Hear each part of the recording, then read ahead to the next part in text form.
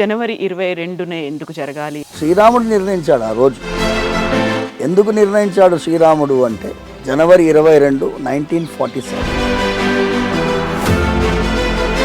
ఈ ఆబ్జెక్టివ్ రిజల్యూషన్స్లో దీనికి తగినట్టు మనం రాజ్యాంగాన్ని నిర్మించాలి అనేటటువంటి resolution passed unanimously by Pandit Jawaharlal Nehru. చాలామంది ఇప్పుడు కాంగ్రెస్ బాయ్కాట్ చేశారు, మేము వెళ్ళమంటున్నాం. కాంగ్రెస్ నాయకులందరికీ నేను దయచేసి ప్రార్థిస్తున్నాను, ఎంత ఆలోచించి ఆ రిజల్యూషన్ పాస్ అయింది. రెండవది, ఇది పద్మనాభ స్వామి వారికి డైరెక్ట్ కనెక్షన్ ఉంది, అనంత పద్మనాభ స్వామి కేరళలో. ఎందుకు అంటే ప్రారంభానికి అంత తొందరపడాల్సిన అవసరం ఏముంది అనేది. సోమనాథ్ దేవాలయం అప్పుడు కాంగ్రెస్ పార్టీ పూర్తిగా నిర్మించబడలేదు.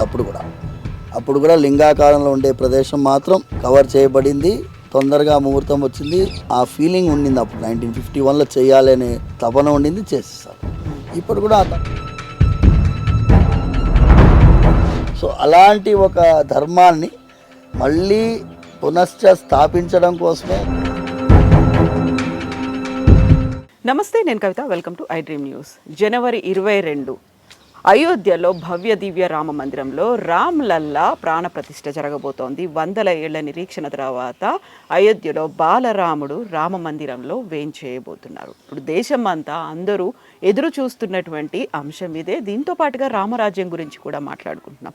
అసలు జనవరి 22నే ఎందుకని ప్రాణ ప్రతిష్ఠ జరుగుతోంది, వీటి గురించి మనం మాట్లాడుకోబోతున్నాం. ప్రస్తుతం మనతో పాటుగా ఉన్నారు రంగరాజన్ గారు, చిలుకూరు ఆలయ అర్చకులు అండ్ అడ్వకేట్ కూడా. రంగరాజన్ గారు నమస్కారం అండి. జై శ్రీరామ్. జై శ్రీరామ్. ఇప్పుడు మనం జనవరి 22నే ఎందుకు జరగాలి అనేటువంటి ఒక మాట వినిపిస్తోంది. 3 అంతస్తులో మందిర నిర్మాణం అనుకుంటే ప్రారంభానికి అంత తొందరపడాల్సిన అవసరం ఏముంది అనేది, రామరాజ్యం గురించి, రాముడి గురించి ఇంత తొందర అవసరమా, ఇంత చర్చ అవసరమా అనేది మీరేమంటారు?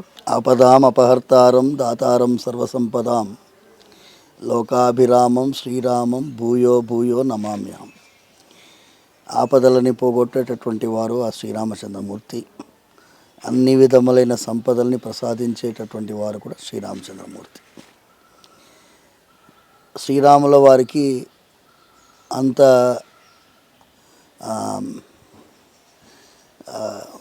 శరీరం అంతా రోమరోమం పొంగిపోయి ఆనందింప చేయగలిగినటువంటి శక్తి రామ అనే పదానికి ఉంటుందమ్మా.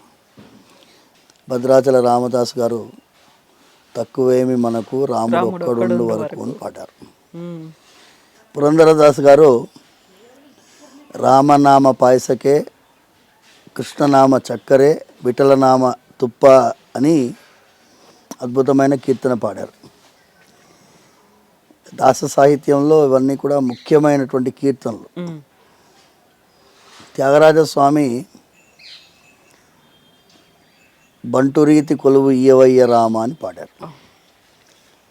అంటే రాముల వారికి సంబంధించి అందరూ తమ తమ బాణిలో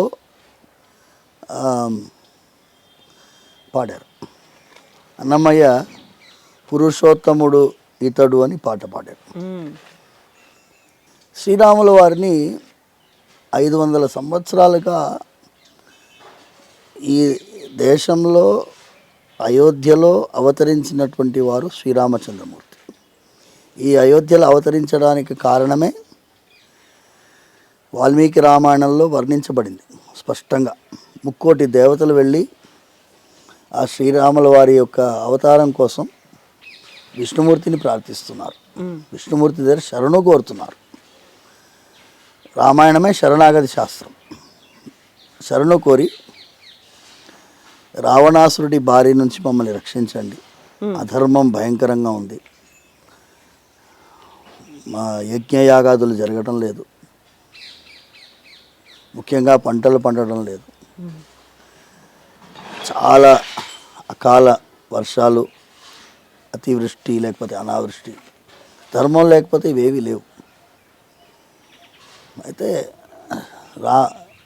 శ్రీమన్నారాయణుడు దశరథుడి యొక్క ఇంట్లో నేను అవతరిస్తాను అని వాగ్దానం చేశాడు. ఆ వాగ్దాన ఫలితమే మనకి పుత్రకామేష్టి యాగం, తర్వాత మనకి శ్రీరాముల వారి అవతారం అయోధ్యలో జరిగింది. కొన్ని వేల సంవత్సరాలుగా అయోధ్యలో ఒక అద్భుతమైన రామ మందిరం ఉండింది, కానీ కూల్చబడ్డది. కూల్చబడిన తర్వాత మన పూర్వీకులు ఎన్నో యుద్ధాలు చేశారు. గురు గోవింద్ సింగ్ కూడా యుద్ధం చేశారు. అక్కడ మళ్ళీ పునశ్చ మందిర నిర్మాణం జరగాలని యుద్ధం చేశారు. ఛత్రపతి శివాజీ మహారాజ్ కూడా ప్రయత్నం చేశారు, కానీ జరగలేదు. ఇప్పుడు శ్రీరాముల వారికి సుప్రీంకోర్టు తీర్పు వచ్చింది. శ్రీరాముల వారు చూడండి, he has followed the constitution of this country. తన యొక్క ఆలయ నిర్మాణానికి జాగా సుప్రీంకోర్టు తీర్పు ఆధారంగా తీసుకున్నారు. తీసుకుని అక్కడ మందిర నిర్మాణం ప్రారంభమైంది. ప్రారంభమై గర్భాలయము చుట్టూ మీరు చూస్తే లెవెల్ 1 లెవెల్ 2 అని ఉన్నది. అద్భుతంగా జరుగుతుంది నిర్మాణం. ఇప్పుడు మీరు అడిగినది ముఖ్యమైన ప్రశ్నకి ఇంత ఉపోద్ఘాతం ఎందుకు ఇస్తున్నాను అంటే, జనాలకి ఆ ఫీలింగ్ రావాలమ్మ. ఎంత నిరీక్షణ ఫలితం. 14 ఏళ్లే వనవాసం, అయితే 500 ఏళ్ల పాటు నిరీక్షణ. ఇక నిర్మాణం జరుగుతున్నది, ఎంత తొందరగా ప్రవేశిస్తే అంత మంచిది అనేటటువంటి భావన ప్రతి ఒక్కరి మనసులో వచ్చేసి, ఇప్పుడు మందిరం ఆదరాబాదరగా నిర్మిస్తున్నారు, లేకపోతే గర్భగుడి పూర్తిగా కాలేదు, ప్రాకారాలు రెడీ కాలేదు, అంత లోపల ఎందుకు ప్రతిష్ట క్వశ్చన్ వస్తుంది. ఇప్పుడు మీరు అడిగిన ప్రశ్నలోనే సమాధానం ఉంది. ఏంటి అంటే, ఇంతకుముందు ఉండినటువంటి దేవాలయం కదా అది, జీర్ణోద్ధరణం జరుగుతుంది. జీర్ణోద్ధరణం జరుగుతున్నప్పుడు జీర్ణమైనటువంటి దేవాలయాన్ని పునర్నిర్మిస్తున్నాము అనేటటువంటి ప్రశ్నలో ఆగమం ఏమంటుందంటే, జీర్ణోద్ధరణం అర్చానాం కృతం ఏన మహాత్మన యుగకోటి సహస్రాణి దేవలోకే మహీయతే. ఎవరైతే జీర్ణోద్ధరణం చేయబడినటువంటి దేవాలయాన్ని జీర్ణోద్ధరణం చేసేటటువంటి ప్రయత్నంలో పాలు పంచుకుంటాడో అతనికి అంత పుణ్యఫలం చెప్పబడింది ఆగమంలో. అయితే జీర్ణోద్ధరణం అయినటువంటి దేవాలయంలో ఈ రూల్స్ అండ్ రెగ్యులేషన్స్ వర్తించదు. మొత్తం పూర్తిగా అయ్యే వరకు వెయిట్ చేయాలనే నియమాలు లేవు. ముఖ్యంగా గర్భాలయము మీరు నిర్మించుకొని గర్భాలయంలో స్వామివారిని ప్రతిష్ఠించుకొని చుట్టూ పరివార ఆలయాలు నిర్మించుకోవచ్చు అని కూడా ఇంకొక శాస్త్రం ఉంది. దాంట్లో ఏ ప్రక్రియ చూసినా మన తొందరపాటు అనేది విషయం కాదు. మూడోది, ఈ నిర్ణయం అనేది మనం చేయటం లేదు. ఇప్పుడు భగవంతుడు తాను నిర్ణయించుకున్నాడండి, లేకపోతే ఇంత పెద్ద ఉప్పొంగుతుందండి భక్తి. ఆవిడ జర్మనీ నుంచి ఒక ఆయన పాట పంపిస్తున్నాడు, ముస్లిమ్స్ పాటలు పాడుతున్నారు, ఎక్కడెక్కడి నుంచో రోజు ట్విట్టర్లో అప్లోడ్ చేస్తున్నారు పాటలు. పోనీ అప్లోడ్ చేస్తున్నారంటే ఒక్కొక్కటి 10,000 20,000 కాదు, 7 మిలియన్ వ్యూస్ 6 మిలియన్ వ్యూస్ పాటలు ఉన్నాయి. అంటే జనాల్లో అంత పొంగి ప్రవహిస్తుంది భక్తి. అందుకోసం ఆ నిర్మాణంలో తొందరపాటు అనేది చెప్పడానికి లేదు. మూడోది, 22 జనవరియే ఎందుకు అనే ప్రశ్న వచ్చింది. 22 జనవరి అనేది కారణం మీరు ఏం చెప్పినా కూడా అది పౌష్యమాసం, శుక్లపక్షం, ద్విద్వాదశి, సోమవారం, మృగశిర నక్షత్రం. జ్యోతిష్కుడిని అడిగితే ఉత్తరాయణంలో ప్రతిష్టా ముహూర్తాలు మంచివి అని చెప్తారు. కానీ ఈ రోజు నిర్ణయించింది జనవరి 22 నా శ్రీరామచంద్రమూర్తి. ఎందుకంటే ఒక స్వామివారి దేవాలయంలో స్వామివారి సేవలో ఉండే అర్చకుడుగా కానీ, ఒక రాజ్యాంగాన్ని దగ్గరగా పరిశీలించినటువంటి కాన్స్టిట్యూషనల్ లా అడ్వకేట్గా కానీ చూస్తే జనవరి 22 is apt day, decided by my Rama. శ్రీరాముడు నిర్ణయించాడు ఆ రోజు. ఎందుకు నిర్ణయించాడు శ్రీరాముడు అంటే, జనవరి 22, 1947, ఎగ్జాక్ట్లీ 77 ఇయర్స్ బ్యాక్. అది కూడా జనవరి 22. 22 జనవరి 22, 1947 కాన్స్టిట్యూయెంట్ అసెంబ్లీ. కాన్స్టిట్యూయెంట్ అసెంబ్లీ అంటే అప్పుడు ఇండియా పాకిస్తాన్ ఇంకా విభజించబడలేదు. ఇండియా పాకిస్తాన్ బంగ్లాదేశ్ ఒకటే ఉండింది అప్పుడు. కాన్స్టిట్యూయెంట్ అసెంబ్లీలో ఒక రాజ్యాంగాన్ని నిర్మించుకోవాలి. ఆ రాజ్యాంగం ఎలా ఉండాలనే దానికి ఆబ్జెక్టివ్ రిజల్యూషన్ పాస్ అవుతుంది. ఈ ఆబ్జెక్టివ్ రిజల్యూషన్స్లో కొన్ని సంఖ్య ప్రకారంగా వాళ్ళు ఒక్కొక్కటి రెజల్యూషన్ మూవ్ చేస్తున్నారు, యునానిమస్గా పాస్ చేస్తున్నారు. అందులో ఇది ఏన్షియంట్ ల్యాండ్, వినండి, ఇది ఏన్షియంట్ ల్యాండ్. ఇది ధర్మానికి ముఖ్యమైనటువంటి స్థానం ఉండేటటువంటి ప్రదేశం. అండ్ పెద్ద వాళ్ళు, తపశక్తి సంపన్నులు, ఋషులు సంచరించినటువంటి ఈ ప్రదేశం. దీనికి తగినట్టు మనం రాజ్యాంగాన్ని నిర్మించాలి అనేటటువంటి resolution was passed unanimously by Pandit Jawaharlal Nehru. చాలామంది ఇప్పుడు కాంగ్రెస్ బాయ్కాట్ చేశారు, మేము వెళ్ళమంటున్నారు. కాంగ్రెస్ నాయకులందరికీ నేను దయచేసి ప్రార్థిస్తున్నాను, if you don't own anything else, forget about everything. Pandit Jawaharlal Nehru is the first prime minister of this country. మొట్టమొదటి ప్రధాని కదా. కాంగ్రెస్ వాళ్ళు నేనేమంటున్నానంటే ఈ ఆబ్జెక్టివ్ రిజల్యూషన్ దీన్ని మీరు కోట్ చేసుకోండి మీ స్పీచెస్లో. ఎంత ఆలోచించి ఆ రిజల్యూషన్ పాస్ అయింది. రెండవది, డాక్టర్ రాధాకృష్ణన్ గారు ఇంకా ఎక్స్ప్లెయిన్ చేస్తున్నారు ఏన్షియంట్ ల్యాండ్ గురించి. చాలా విశదీకరించి నేను చెప్పినటువంటి ఆబ్జెక్టివ్ రిజల్యూషన్ని ఫుల్గా ఎక్స్ప్లెయిన్ చేసుకుంటూ ఇలాంటి ఒక రాజ్యాంగాన్ని మనం నిర్మిస్తే భావితరాలకి ఇటు freedom of worship, equality, Liberty ఇవన్నీ కూడా అందులో పంచుకునేటట్టు ఉండాలి అని చేస్తున్నారు. అది అయిపోయిందమ్మా. మళ్ళీ జూలైలో 18th జూలై పార్టీషన్ కౌన్సిల్, అప్పుడు పాకిస్తాన్కి ఒక కౌన్సిల్, ఇండియాకు ఒక కౌన్సిల్. అప్పుడు మళ్ళీ ఫ్రీడమ్ ఆఫ్ వర్షిప్ అక్కడ అగైన్ కోట్ చేస్తున్నారు. ఈ freedom of worship like they want to worship అనే వర్డింగ్స్ ఉన్నాయి. అక్కడ ఒక మాట వచ్చింది, మౌంట్ బ్యాటన్ గారు ఉన్నారు, ఆయన ఏమంటున్నారంటే ఇక్కడ మైనారిటీస్ ఆర్ ముస్లిమ్స్, అక్కడ మైనారిటీస్ ఆర్ హిందూస్. పాకిస్తాన్లో వీళ్ళకి ఎటువంటి భేదభావం రాకుండా మీ రాజ్యాంగం నిర్ణయించుకోవాలి అని అంటున్నారు. అయిపోయింది, పార్టీషన్ కౌన్సిల్ ఏర్పాటు అయిపోయింది, విభజన అయిపోయింది. విభజన అయిపోయిన తర్వాత వాళ్ళకి సెపరేట్ కాన్స్టిట్యూయెంట్ అసెంబ్లీ ఉంది పాకిస్తాన్ వాళ్ళకి. వాళ్ళు ఫస్ట్ మీటింగ్లోనే వెనకాలకి వెళ్ళిపోయారు వాళ్ళు ఇచ్చిన మాటకి. మనము ఇక్కడ చూడండి ఎంత ఫ్రీడమ్ ఆఫ్ వర్షిప్ ఉంది. ఏం చెప్పినా కూడా అమ్మా, Islam they can freely practice profess, Christianity they can freely practice profess. ఏ మతమైనా కూడా ఇక్కడ స్వతంత్రంగా వారు వాళ్ళ మతాన్ని అవలంబించవచ్చు అనేటటువంటి విధానం ఇది రామరాజ్యం వల్లనే సాధ్యం.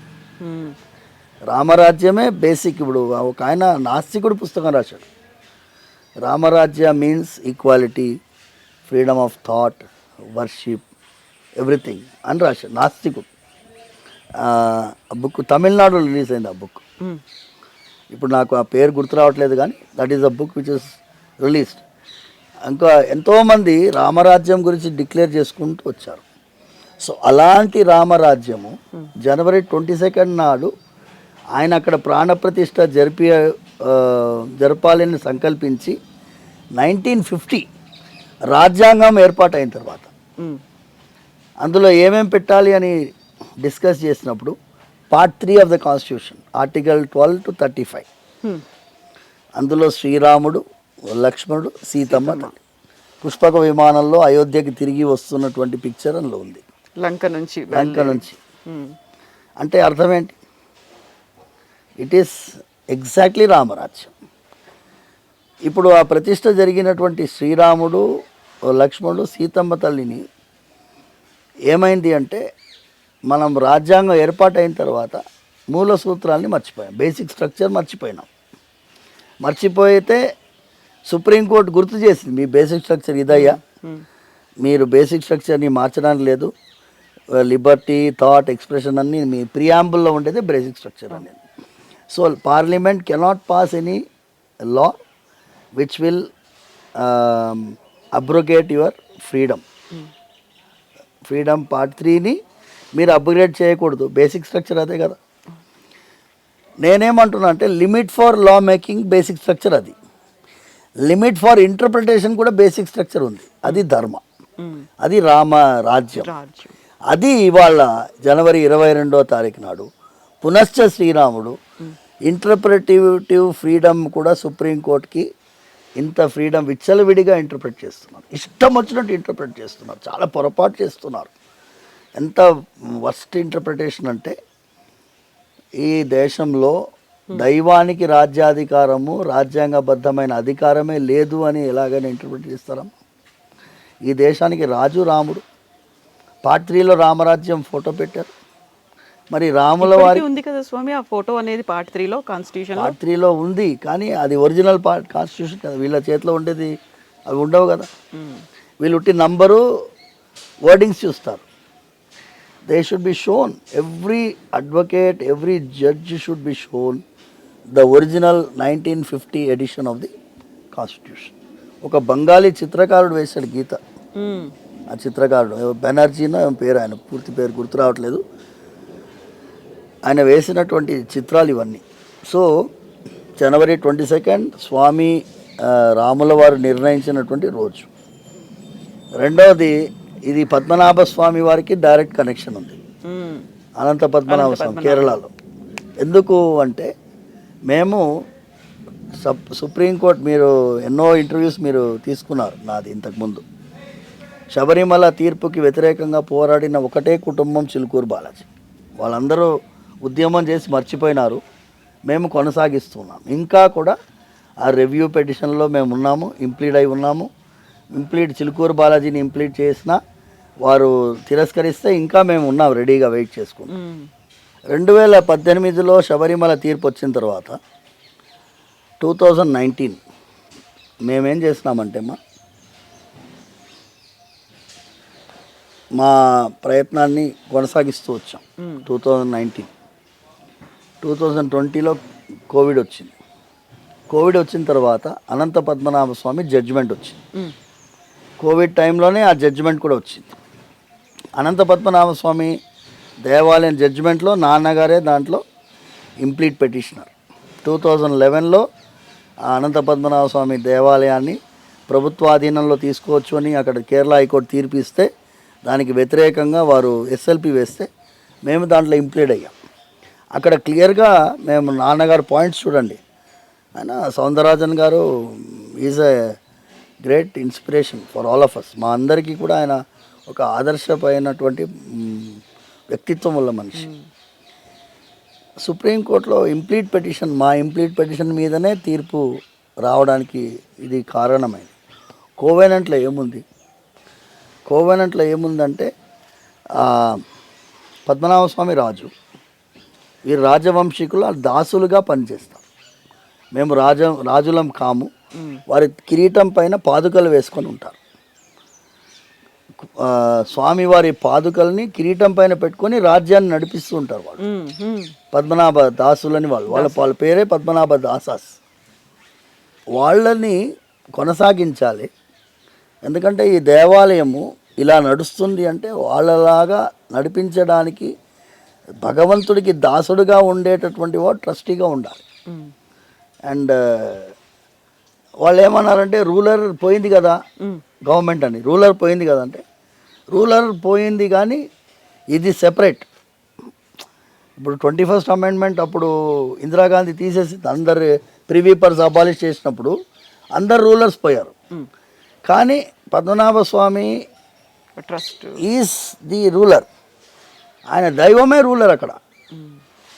కేరళ డిఫరెంట్ అమ్మా, మీరు అది కొంచెం మీ ఆడియన్స్ మీ వ్యూవర్స్కి చెప్పాలి. కేరళలో పద్మనాభ స్వామి రాజ్యం అనేది తిరువనంతపురంలో రాజు పద్మనాభ స్వామి. వీళ్ళు దాసులు. రాజవంశీకులే, కానీ వీళ్ళు తిరుపతి దానం అని ఒకటి 1750లో చేశారు.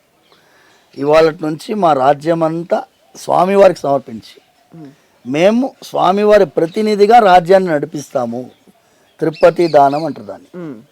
ఆ తిరుపతి దానం ప్రకారం వాళ్ళు రాజ్యాన్ని నడిపిస్తున్నారు. సో వాళ్ళు ఏమైందంటే అన్ని రాజ్యాలు విలీనమయ్యాయి భారతదేశంలో. ఈ రాజ్యం విలీనం అయ్యేటప్పుడు సర్దార్ పటేల్ గారు వెళ్ళాల్సి వచ్చింది.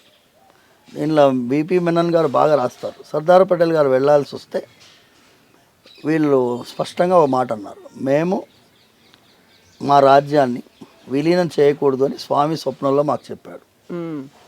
సర్దార్ పటేల్ గారు అన్నారు, మీ రాజ్యాన్ని భారతదేశంలో కలపాలని నాకు స్వామి స్వప్నంలో కల్పించారు.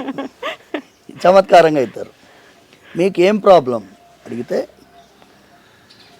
మాకు ఒక కాన్స్టిట్యూషన్ ఉంది కేరళలో.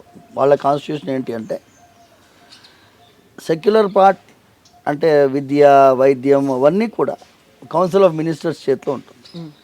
దేవాలయం మాత్రం రాజవంశీకుల చేతిలో ఉంటుంది. It will not be A part of council of ministers. వాళ్ళు ఒక వాగ్దానం తీసుకున్నారు, దేవాలయం కూడా సెక్యులర్ మినిస్టర్స్ చేతిలో వెళ్లకుండా మీరు వాగ్దానం చేసి అలాంటి మా కాన్స్టిట్యూషన్ని మీరు కనుక రాజ్యాంగంలో ఇన్కార్పొరేట్ చేస్తే మేము విలీనం చేస్తాము. It was a part of the agreement. అందుకే ఆర్టికల్ 26 వచ్చింది. ఆర్టికల్ 26లో ఫ్రీడమ్ ఆఫ్ అడ్మినిస్ట్రేషన్ క్లియర్గా ఉంది. Each denomination, every denomination will have ABCD. అందులో అంబేద్కర్ గారు డి మాత్రం property will be as per law అని. That's okay. మీరు భూమి ఉంటుంది, ల్యాండ్ ఉంటుంది, అది కూడా యాజ్ పర్ లా అంటే దానికి కొంచెం క్లారిఫికేషన్స్ జాగ్రత్త పడ్డారు. So article 26 is based on the Travancore constitution. మేము అదే సుప్రీంకోర్టులో అనంత పద్మనాభం జడ్జిమెంట్ వచ్చిన తర్వాత మేము Sabarimala deity does not have fundamental rights అన్నారు కదా, మరి you declare Padmanabha Swamy as a ruler. The moment you notify him as a ruler, మేము అందరు డైటీస్ని రూలర్ కింద మేము డిక్లేర్ చేసుకుంటాము. ఆయనకు కూడా he will have a denominational rights అని చెప్పి అలా ఆ విధంగా మేము ప్రయత్నం చేసాం. అక్కడ రామ్నాథ్ కోవింద్ గారు, మేము ఎందుకు అంటే ఆయన షెడ్యూల్ క్యాస్ట్ కమ్యూనిటీ, ఆయన he was very much touched by our representation. He referred it to the council of ministers, union గవర్నమెంట్కి రెఫర్ చేశాం. It is an article 363 dispute. ఏదైనా డిస్ప్యూట్ కోవనెంట్ రిలేటెడ్ వస్తే it should be referred to, it cannot be settled by the court. అంటే they have to take opinion of the judiciary and 143 reference కింద. ఇప్పుడు మనకి 2G జరిగినప్పుడు అన్ని spectrum అంతా కొట్టేశారు కదా, అప్పుడు 143 రెఫరెన్స్ తీసుకున్నారు. జడ్జిమెంట్ వచ్చింది ఏం చేయాలని. So first come first serve పోయి ఓపెన్ ఆప్షన్ పెట్టవచ్చు అని చెప్పి ఇచ్చారు కదా. అలాగే దీన్ని కూడా 143 రెఫరెన్స్ పంపించమని చెప్పి అడిగాం. వాళ్ళు ఒప్పుకోలేదు. Authorities executive was very stubborn, saying that supreme court judgment is a law of the land అన్నారు. ఈ లా ఆఫ్ ద ల్యాండ్ అన్నప్పుడు మరి 2G స్పెక్ట్రమ్కి ఎట్లా లా ఆఫ్ ద ల్యాండ్ కాకుండా ఉంటుంది? ఇది రామాయణంలో రాముల వారు ఎంత బ్యాక్గ్రౌండ్లో ఎంత పనిచేశారు అనే దానికి మీకు ఇది చెప్తున్నానమ్మా. జనవరి 22 ఎంత చేశారు రాముల వారు. చిలుకూరు రోజు మేము ఆయన చేసేటటువంటి చమత్కారం అంతా గమనిస్తున్నాం. ఈ 22 జనవరి మాకు అనౌన్స్ చేయగానే మేము నియర్లీ నాన్నగారు చూడరా 22 జనవరి రా అన్నారు నాన్నగారు. 22 రా అన్నారు. 22 ఏంటి నాన్నగారు, నువ్వు చూడరా ఆబ్జెక్టివ్ రిజల్యూషన్ చూడరా అన్నారు నాన్నగారు. చూడండి, అంటే రాముల వారు నిర్ణయించినటువంటి రోజు ఇది.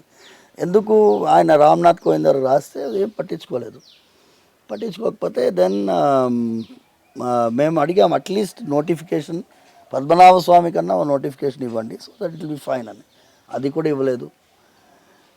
ప్రధానమంత్రి గారు వాగ్దానం చేశారు శబరిమల గురించి సుప్రీంకోర్టులో మేము ప్రాపర్ అఫిడవిట్ ఇస్తాం. ఈ రాముల వారికి ఏమో గుడి కడతామని వాగ్దానం చేశారు కదా, అవును. అది కూడా మీ మేనిఫెస్టో భాగం కదా.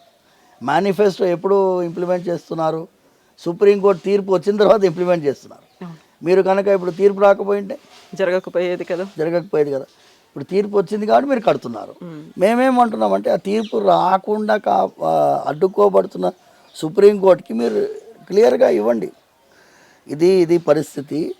మన దేశానికి రాజు రాముల వారుగా గుర్తిస్తున్నాం ఇప్పుడు అని ప్రాణప్రతిష్ఠ అయిన వెంటనే మీరు ఇది ఇన్ఫార్మ్ చేయాలి. Because part 3 of the constitution contains that picture. Part 3 రాముల వారిదే కదా. పార్ట్ 3 మొత్తం ఆయనకే అధికారం లేకపోతే పార్ట్ 3లో ఏం లాభం?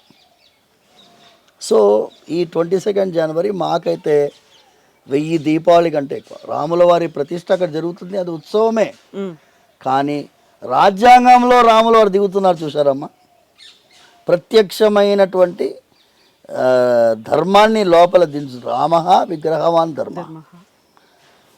ధర్మము సుప్రీంకోర్టు బయట రాసి పెట్టింది. యతో ధర్మస్ తతో జయ. మీరు ఇప్పుడు పోయి చూస్తే అది మొత్తం ఎల్లో పెయింట్ కొట్టింది, ధర్మ కనిపించదు అందులో. అది కూడా మా ఫోటోగ్రాఫ్ ఉంది.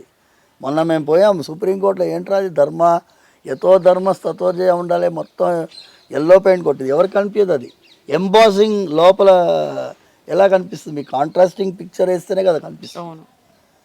సో అలాంటి ఒక ధర్మాన్ని మళ్ళీ పునశ్చ స్థాపించడం కోసమే రాముల వారు జనవరి 22 స్వస్మై సుప్రీతయే స్వయమేవ కారయతి. ఆయన ప్రీతి కొరకు ఈ 22 కార్యక్రమాన్ని నిర్ణయించుకున్నారు. ఎంతమంది నిష్ణాతులు నిర్ణయించినా ఈ జనవరి 22 వచ్చేది కాదు, ఒక్క రాముల వారి వల్లనే అవుతుంది అనేటటువంటి ప్రగాఢమైన నమ్మకం మాకు కలిగింది. స్వామి, ఇప్పుడు మీరు ఒక మాట అన్నారు, రాజ్యాంగంలోనే శ్రీరాముడి ప్రాణప్రతిష్టకు సంబంధించి ఉంది. ఆర్టికల్ 3 అనేది దానికోసమే డెడికేటెడ్గా ఉంది. ఇప్పుడు దేశానికి రాజుగా రాముణ్ణి చేస్తూ ఒక రిజల్యూషన్ రావాలి అనేది, ఇవి చాలా పెద్ద స్టేట్మెంట్స్. చాలా అంత ఈజీగా అర్థం చేసుకునేవి, ఎంత ఈజీగా యాక్సెప్ట్ చేసేటువంటి స్టేట్మెంట్స్ కాదు కదా స్వామి. కాకపోవచ్చు, కానీ ఈ దేశాన్ని ఇప్పుడు మీరు రాజ్యాంగంలో రాయకపోతే ఏంటమ్మా? ఇప్పుడు మీరు రోడ్లపై అడగండి, ఈ దేశానికి రాజు ఎవరంటే రామరాజ్యం అంటారు. అంటారా అనరా? ఇప్పుడు మన చీఫ్ జస్టిస్ గారు మొన్ననే జడ్జిమెంట్ ఇచ్చారు. ఆర్టికల్ 370 పైన జడ్జిమెంట్ ఇచ్చారు. ఏమిచ్చారు?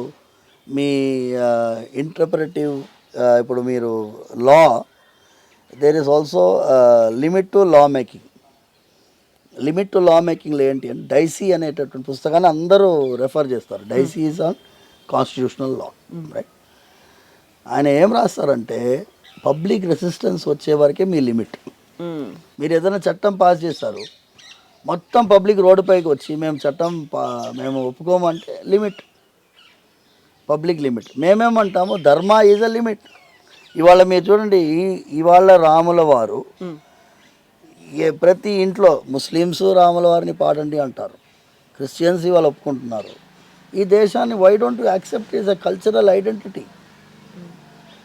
ఈ దేశానికి రాజు ఇండోనేషియా గరుడుని విమానానికి చిహ్నంగా పెట్టుకున్నప్పుడు ఈ దేశానికి రాజుగా రాముణ్ణి గుర్తించి రాజ్యాంగంలో ధర్మాన్ని గుర్తిస్తే మాకు అదే 10,000.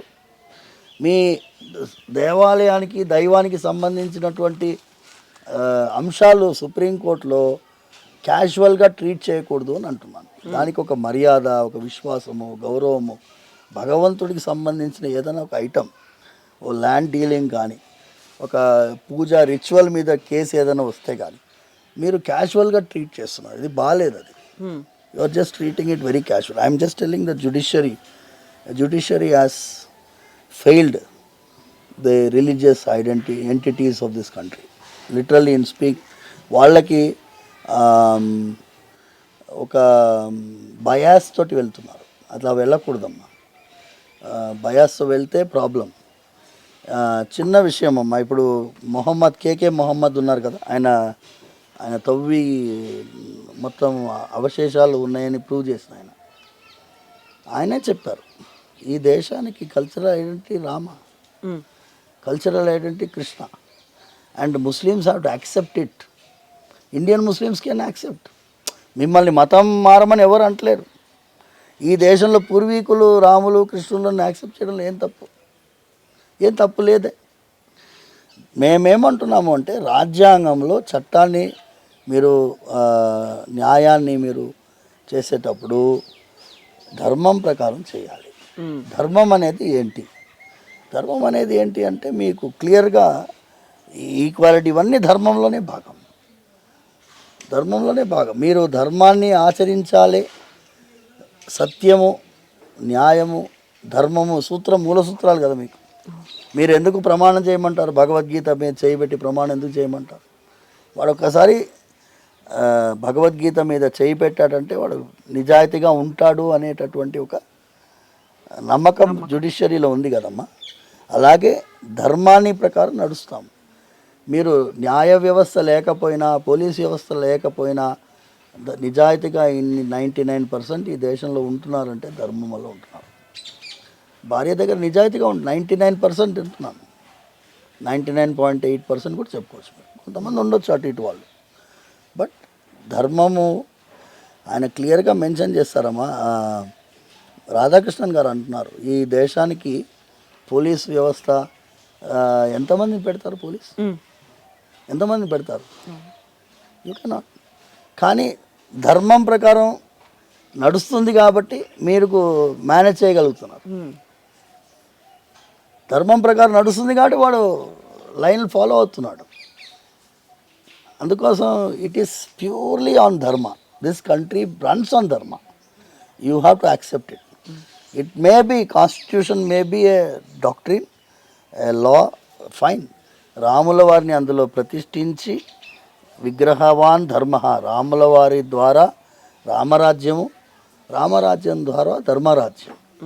ఈ దేశంలో ధర్మమే రాజ్యం ఏలాలని మనస్ఫూర్తిగా మేము ప్రార్థిస్తాం. అయితే స్వామి, ఇప్పుడు మనం రామరాజ్యం గురించి, ధర్మరాజ్యం గురించి మాట్లాడుకుంటున్నప్పుడు అసలు రాముడికి మన చరిత్రకి ఉన్నటువంటి సంబంధం ఏంటి? రాముడిని మనం అంతలా ఎందుకు కొలవాలి? అసలు పురాణాల్లో రాముడు అనేవాడు ఉన్నాడు, దానికి చరిత్రకి ఏం సంబంధం ఉంది? అంతలా ఫైట్ చేయాల్సినటువంటి అవసరం ఏముంది? ఇంత పెద్ద మూమెంట్ తీసుకొచ్చి ఇంత సెంటిమెంట్లను తీసుకురావాల్సినటువంటి అవసరం ఏముంది అనేది కూడా ఉంది. సరేనమ్మా. ఇప్పుడు మీ ఇంట్లో చిన్న విషయం, చిన్న పిల్లకి, పాపకి లాలి పాడేటప్పుడు ఏం పాడతారు? రాముల వారిదే కదా పాడేది. వటపత్ర సాయికి వరహాలాలిలో రాములకు పాడతాం. ఓకేనా? జో అచ్యుతానంద జో ముకుంద పాడతాం. రాముల వారిని, సీతమ్మ తల్లి వివాహాన్ని, సీతా కళ్యాణమే వైభోగమే పాడతారు పెళ్ళిలో. అవును. పిల్లవాడు పుట్టాలంటే ఎలాంటి పిల్లవాడు పుట్టాలి? రాముడు లాంటి పిల్లవాడు పుట్టాలని అంటారు కదా. భార్య సీతమ్మ తల్లి రాముల వారి నడుమ ఎవరెవరో ఏమేమో రాసినా కూడా ఎలాంటి భర్త నీకు కావాలి అంటే రాముల వారి లాంటి భర్త కావాలని అమ్మాయి కోరుకుంటున్నా. Rama is a part of our life. ఎప్పుడో జీవించి వెళ్ళిపోయాడు అనడానికి లేదమ్మా. ఇప్పుడు మనం మళ్ళా కానీ ఇండోనేషియా వెళ్ళి చూడండి. ఇండోనేషియా వెళ్ళి చూస్తే రాముల వారి యొక్క రామాయణాన్ని వాళ్ళు ఎంత ప్రేమతోటి ప్రదర్శిస్తారంటే మనమంతా వేస్ట్. నేను ఇదే మళ్ళీ పద్మనాభ స్వామి వారి వంశీకుడు చిత్ర తిరునాళ మహారాజు భావయామి రఘురామం పాట మీరు అందరికీ అలవాటే. పద్మనాభ స్వామి దేవాలయంలో మొదటి పూజ రాముల వారికి జరుగుతుంది. ఎంతమంది తెలుసు ఇక్కడ? ఫస్ట్ అక్కడ రాముల వారి గుడి ఉంది, లోపల నరసింహస్వామిది ఉంది, పద్మనాభ స్వామిది ఉంది. ఫస్ట్ పూజ రాముల వారికి జరుగుతుంది. మంగళారతి రాముల వారికి అయిన తర్వాతనే పద్మనాభ స్వామి. ఆయన రాస్తాడు లాస్ట్లో, విలసిత పట్టాభిషేకం భీష్మపాలం పద్మనాభం లాస్ట్లో రాస్తారు. బాబయామి రఘురామం రామాయణం మొత్తం చెప్తారు. విలసిత పట్టాభిషేకం భీష్మపాలం పద్మనాభం అంటే పద్మనాభ స్వామి రాముడుగా భావిస్తారు. సరే, వెంకటేశ్వర స్వామి సుప్రభాతం ఎలా ప్రారంభమవుతుంది? కౌసల్య సుప్రజారామ పూర్వా సంధ్యా ప్రవర్తతే ఉత్తిష్ట నరశార్థూల కర్తవ్యం దైవమాన్నికం ఉత్తిష్టోత్తిష్ట గోవింద ఉత్తిష్ట గరుడధ్వజ ఉత్తిష్ట కమలాకాంత త్రైలోక్యం మంగళం కురు. వెంకటేశ్వర స్వామి లేవయ్యా, ముల్లోకాలకి మంగళం చేయవయ్యా అని రెండవ వరుసలో పాడుతూ, మొదటి వరుసలో విశ్వామిత్రుడు బాలకాండంలో శ్రీరాముల వారిని మేల్కొల్పుతూ పాడినటువంటి శ్లోకాన్ని వెంకటేశ్వర స్వామి సుప్రభాతంలో మనం పాడుతున్నాం. ఇప్పుడు అక్షతలమ్మ పోని అక్షతలు వచ్చాయి, ఎంత పోటీ పడ్డారమ్మా అక్షతలకి. గ్రామాల్లో వెళ్ళాయి, పోటీ పడ్డారు. మాకు మాకు రెండన్నా ఇవ్వండి పంతులు గారు, ఇప్పుడు ఇవాళనే అందరికి పనిచేసామమ్మా, రెండు కూడా లేవా అని బతిమలాడుతున్నారు అక్షతలు. అసలు ఇది విజయాక్షతలు. అయోధ్య నుంచి ఆ ప్రాణప్రతిష్ఠ కంటే ముందు వాళ్ళు ఒక కార్యక్రమం చేసి అక్షతలు అందరికీ పంచారు. ఎందుకంటే దేశం నలుమూలల ఇన్వాల్వ్మెంట్ ఉండాలని చెప్పి. ఓకేనమ్మా. ఇప్పుడు రెండు అంశాలు ఉన్నాయి. ఒకటి ఎలక్షన్. అవును, ఎలక్షన్ ఎజెండా రాముడు అయ్యాడా అని. ఎలక్షన్ ఈజ్ ఆల్సో ఫెస్టివల్ కదా. అవును, శ్రీరాముల వారిని దేశం నలుమూలల రాముల వారి అక్షతలు వెళ్ళాలని ప్రయత్నం చేశారు. మీరు మెటీరియలిస్టిక్గా భావిస్తే ఆధార్ కార్డుకి ఇంత పరిగెడతారా? Unless it is link to Aadhaar card ఉంటేనే మీకు ఉద్యోగం, ఆధార్ కార్డు ఉంటేనే.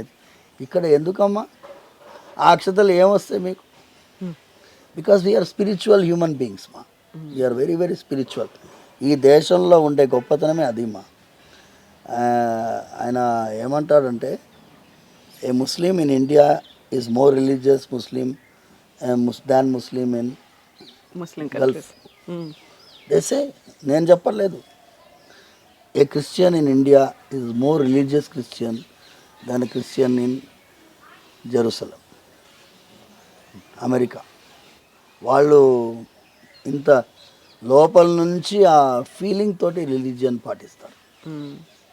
అందుకోసము ఈ దేశంలోనే అది ఆధ్యాత్మికమైన చింతన అనేది చాలా ముడిపడి ఉందమ్మ, మన జీవితంలో ముడిపడి ఉంది.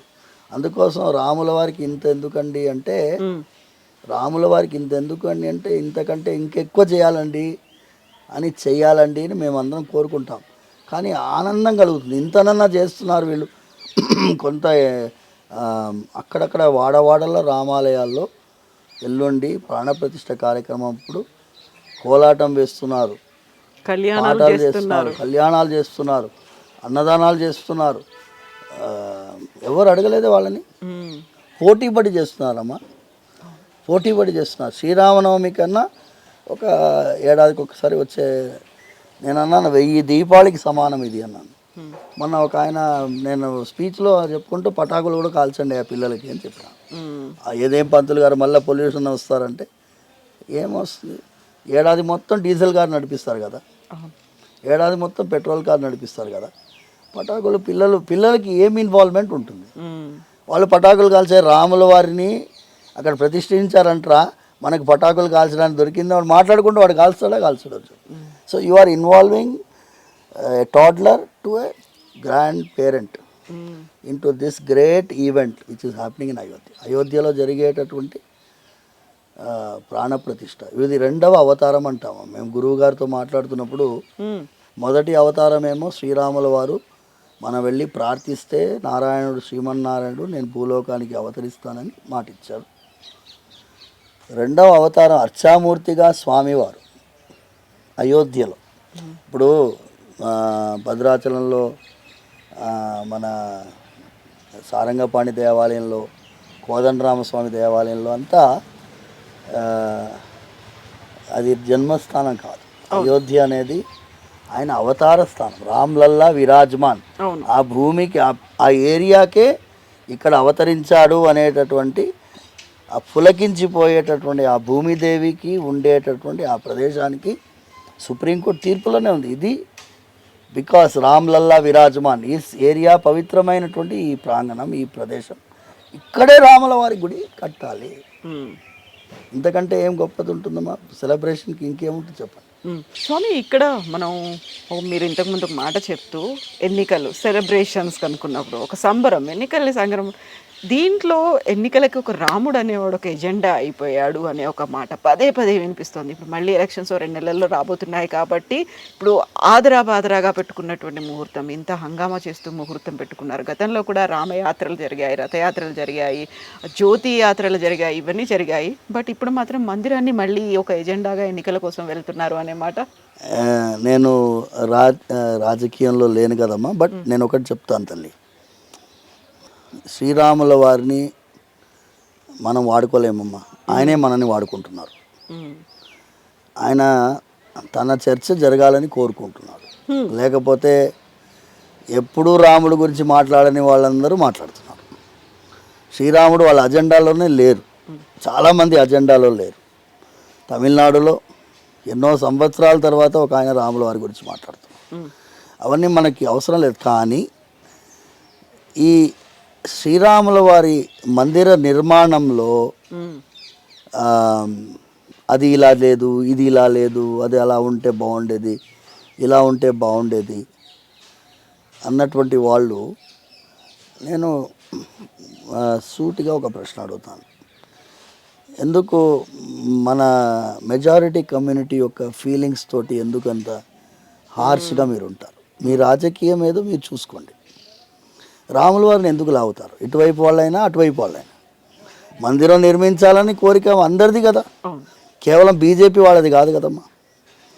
కేవలం బీజేపీ వాళ్ళ కోరిక ఉంటే మీరు 42% వాళ్ళ ఎలక్షన్లో వాళ్ళు గెలుస్తారు, 30 మిగతా 58%కి రాముల వారి గురించి ఇష్టం లేదని చెప్తారా?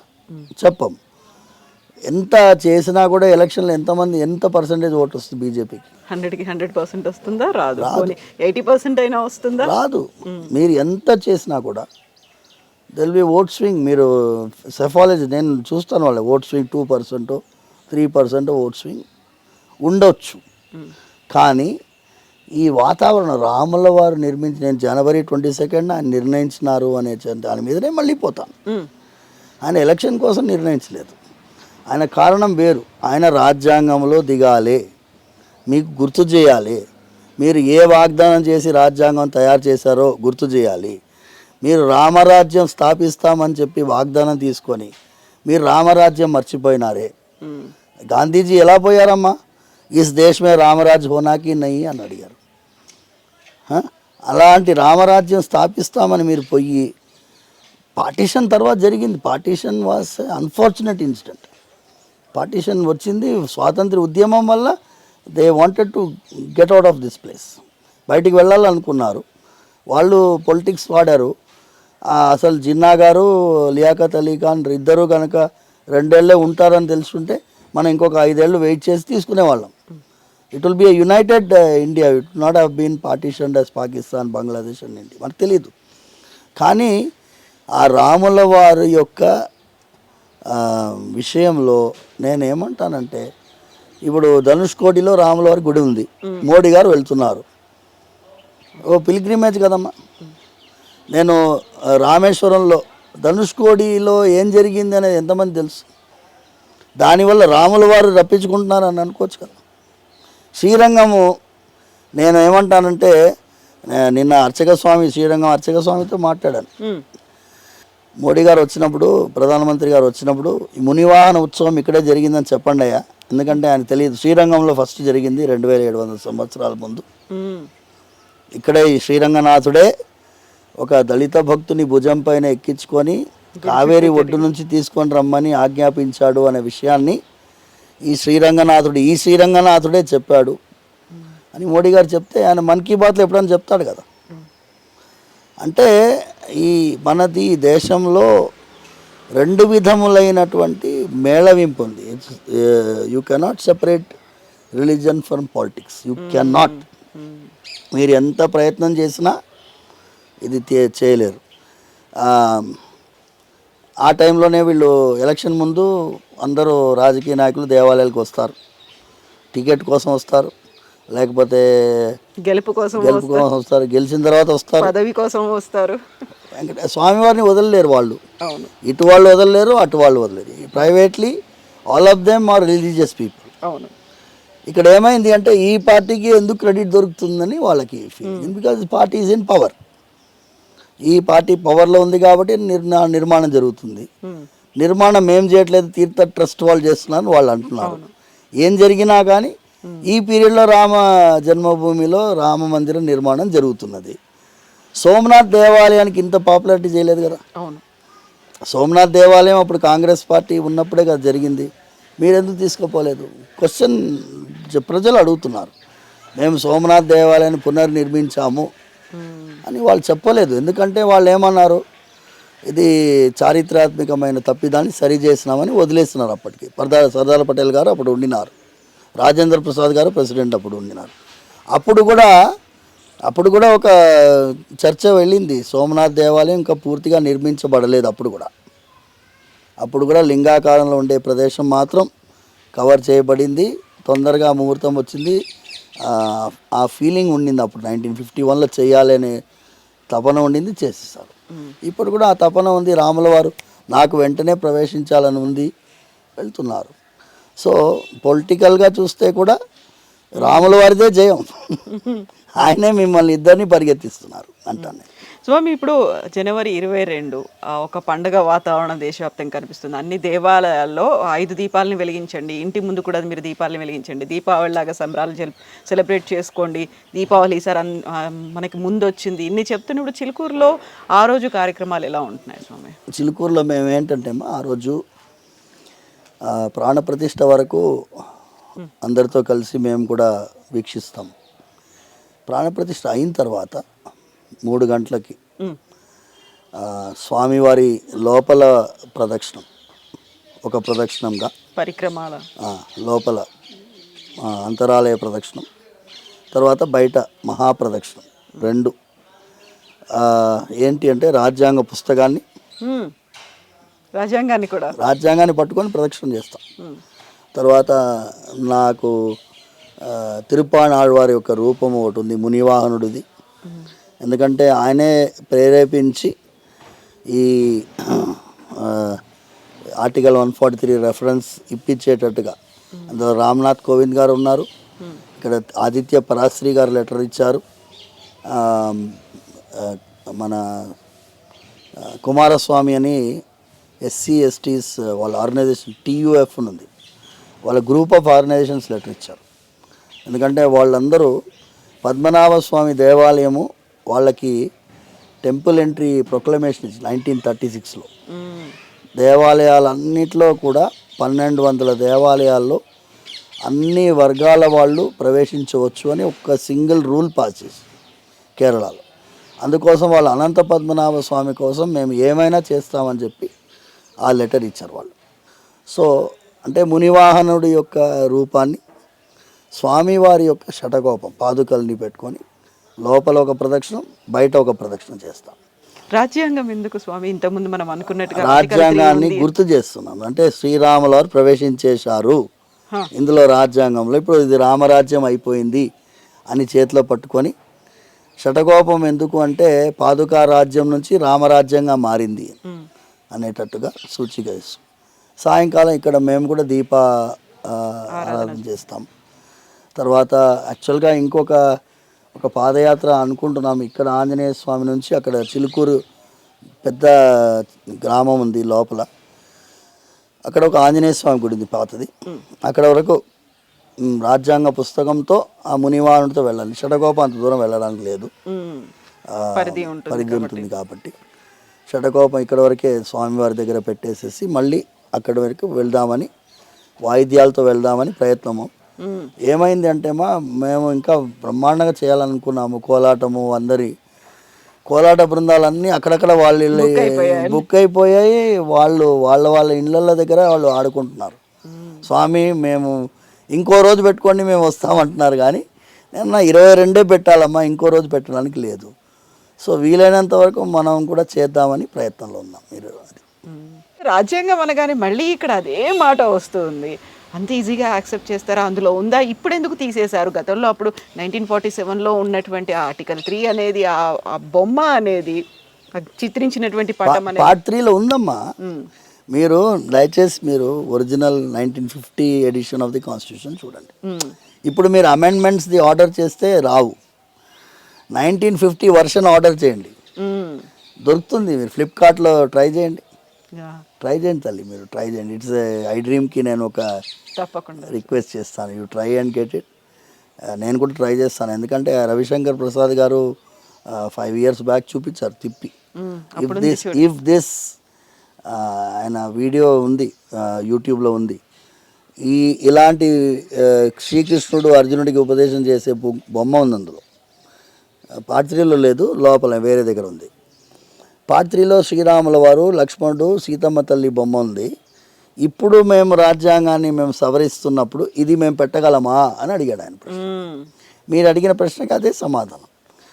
అంటే మనం అవే కదమ్మా, మనము తరతరాలుగా ఒక పద్ధతి ప్రకారమే కదా ఉండాలి. మనం ఎందుకు దిగజారిపోతున్నాము అనే ప్రశ్నకి ఇవాళ శ్రీరాముల వారు లేదు, మీరు దిగజారకూడదు, ధర్మాన్ని గుర్తించాలి, రామరాజ్యాన్ని మీరు ఆచరించాలి, నన్ను ఎంత ప్రేమిస్తున్నారో నా విధానాన్ని కూడా మీరు అంతే ప్రేమించాలి, అనుసరించాలి అని ప్రార్థిస్తున్నాం. 25 ఏళ్ళుగా కేరళలో శాంతానంద మహర్షి అని వారి గురువు గారి నుంచి రామరాజ్య రథయాత్ర తీస్తారు. మీరు ఆశ్చర్యపోతారు, నేనేమో రామరాజ్యం గురించి మాట్లాడితే మీరు ఆశ్చర్యపోతున్నారు. వాళ్ళు రథయాత్ర రామరాజ్య రథయాత్ర కన్యాకుమారి నుంచి అయోధ్య, మళ్ళీ అయోధ్య నుంచి రిటర్న్ కన్యాకుమారి పోతుంది, మళ్ళీ రిటర్న్ వెళ్తుంది, ఒక రౌండ్ సైకిల్గా పోతుంది. 25 సంవత్సరాలు 24 సంవత్సరాలుగా ప్రతి ఏడాది వాళ్ళు తీస్తున్నారు. కోవిడ్ సంవత్సరం మాత్రం వాళ్ళకి గ్యాప్ వచ్చింది. అదర్వైజ్ వాళ్ళు రామరాజ్య రథయాత్ర వాళ్ళు లెటర్ ఇచ్చారు, రామరాజ్యం కోసం మీరు ఎంత ప్రయత్నం చేస్తున్నారు, మేము కూడా మా సపోర్ట్ ఇస్తాము రామ్నాథ్ కోవింద్ గారికి అని వాళ్ళు కూడా లెటర్ ఇచ్చారు. సో మీరు రామరాజ్య రథయాత్ర అన్నారు కాబట్టి నాకు ఇది గుర్తొచ్చింది. రామరాజ్యం కోసం అంటే డెఫినెట్గా ఇది రామరాజ్యమే, నిస్సందేహంగా రామరాజ్యమే. ఎంతమంది న్యాయ కోవిదులు ఎంత వక్రీకరించినా కూడా, ఎంత సెక్యులరిస్ట్ అయినా కూడా, సెక్యులరిజం ఇవాళ జీవించి ఈ దేశంలో ఉంది అంటే మన వల్లనే ఉంది. Majority of Hindus are there, that's why you are secular. Otherwise you would have been like Afghanistan, Pakistan, Bangladesh. If you are an Islamic state, there is no minority existing. Liaquat Ali Khan opposition leader ఒక బెనర్జీ గారు లేచి ఆ discussion, ఇది important అమ్మా, ఆయన ఏమన్నారంటే, మీరు అన్నారు కదా మీరు ఈ దేశంలో డెమోక్రసీ ఉంటుందని పాకిస్తాన్లో అంటున్నారు కదా, నేను ఒక ఉలేమాని అడిగినాను, if it is an Islamic state ఎలా ఉంటుందంటే, ఉలేమా ఏమన్నారంటే, ఇస్లామిక్ స్టేట్లో మేము వేరే మతం వాడిని మేము ప్రెసిడెంట్గా కానీ ప్రైమ్ మినిస్టర్గా కానీ మేము ఒప్పుకోము. If it is an Islamic state it cannot happen అన్నారు, ఉలేమా గారు అన్నారు. అయితే లియాఖత్ అలీ ఖాన్ బదులు చెప్తున్నాడు, ఉలేమాలందరూ నిర్ణయించలేరయ్యా, రాజ్యాంగం నిర్ణయిస్తుంది అన్నారు. ఇప్పుడు ఏమైంది? రాజ్యాంగం ఒక్క ముస్లిమేతరుడైనా ఏ రాజ్యాంగబద్ధమైన పదవిలో ఉన్నాడమ్మా? పాకిస్తాన్లో ఉన్నారా? ఉండగలిగాడా? ఈ దేశంలో ఇది Ramarajyam, which recognizes human beings based on their calibre. అది రామరాజ్యం. హ్యూమన్ బీయింగ్, భగవంతుడు మానుష రూపాన్ని ఇచ్చినాడు అంటే నీతిగా, నిజాయితీగా, ధర్మంగా. ఏ ధర్మం? హిందూ ధర్మం ప్రకారం కాదు, నీతిగా నిజాయితీగా బతకడం కూడా ధర్మమేమా? విలువలతో కూడినటువంటి జీవితం కూడా ధర్మమేమా? నీ రాజధర్మాన్ని నువ్వు నిర్వర్తిస్తే కూడా ధర్మమే. ఒక డ్రైవర్ ఉన్నాడు, బస్సు డ్రైవింగ్ చేస్తున్నాడు, వీరు వెనకాల కూర్చున్న వాళ్ళు 40 మంది ప్రయాణికులు ఉన్నప్పుడు ఆడుకు పోయి పక్కన లిక్కర్ షాప్లో తాగి బండి నడిపిస్తే ఆయన డ్రైవింగ్ ధర్మాన్ని పోగొట్టుకున్నాడు కదా, 40 మంది జీవితాలతో ఆడుకున్నట్టే కదా, అది ధర్మం కిందికి రాదు. సో ధర్మం ఈజ్ డ్యూటీ, రెస్పాన్సిబిలిటీ, కర్తవ్య దీక్ష, ఇవన్నీ ధర్మం కిందికి వస్తాయి. ధన్యవాదాలు స్వామి, మళ్ళీ మనం మాట్లాడుకుందాము. Thank you so much. That's with Rangarajan గారు. This is Kavitha signing.